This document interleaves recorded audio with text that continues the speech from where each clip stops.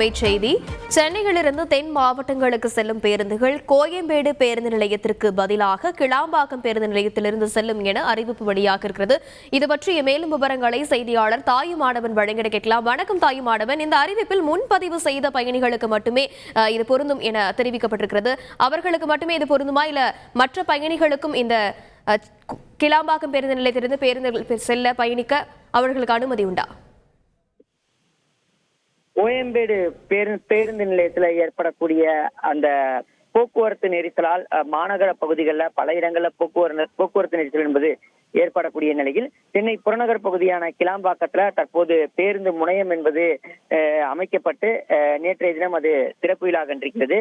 இந்த நிலையில்தான் இன்று முதல் இந்த கிளாம்பாக்கம் பேருந்து நிலையத்தில் இருந்து விரைவு போக்குவரத்து கழகத்தின் சார்பில் இயக்கப்படக்கூடிய விரைவு பேருந்துகள்ல தென் மாவட்டங்கள் செல்லக்கூடிய பேருந்துகள் அனைத்தும் இந்த பகுதி வழியாக இயக்கப்படும் என அறிவிப்பு என்பது வெளியிடப்பட்டிருந்தது.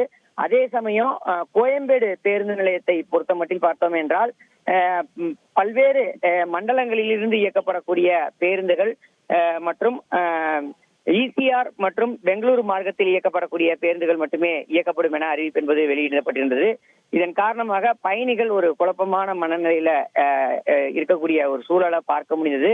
இந்த நிலையில்தான் ஏற்கனவே முன்பதிவு அரசு விரைவு போக்குவரத்து கழகத்துல முன்பதிவு செய்திருந்த பேருந்துகள், அதாவது பயணிகள் கோயம்பேட்டில் இருந்து தென் மாவட்டங்களுக்கு செல்வதற்கு முன்பதிவு செய்திருந்த பயணிகள் அனைவருமே தற்போது சென்னை கிளாம்பாக்கத்தில் இருந்து இயக்குவதன் காரணமாக இதுவரைக்கும் பயணம் செய்ய வேண்டிய அந்த கட்டணமானது திருப்பி வழங்கப்படும் என தற்போது அறிவிப்பு என்பது வெளியிடப்பட்டிருக்கிறது. கோயம்பேடு முதல் கிளாம்பாக்கம் வரையிலான கட்டணத்தை அவரவர் வங்கி கணக்குல திருப்பி செலுத்தப்படும் என தற்போது அறிவிப்பு என்பது வெளியிடப்பட்டிருக்கிறது. அதே போல் கோயம்பேடு மற்றும் தாம்பரம் ஆகிய இடங்களில் இருந்து இன்று முதல் வருகின்ற ஜனவரி 30 வரை முன்பதிவு செய்திருந்த அந்த அரசு விரைவு போக்குவரத்து கழகத்துடைய பயணிகளுக்கு இந்த கட்டணம் என்பது வங்கி கணக்கில் செலுத்தப்படும் என தகவல் வெளியிடப்பட்டிருக்கிறது. விவரங்களுக்கு நன்றி தாயுமானவன். செய்திகளை உடனுக்குடன் தெரிந்து கொள்ள உடனே சப்ஸ்கிரைப் பண்ணுங்க.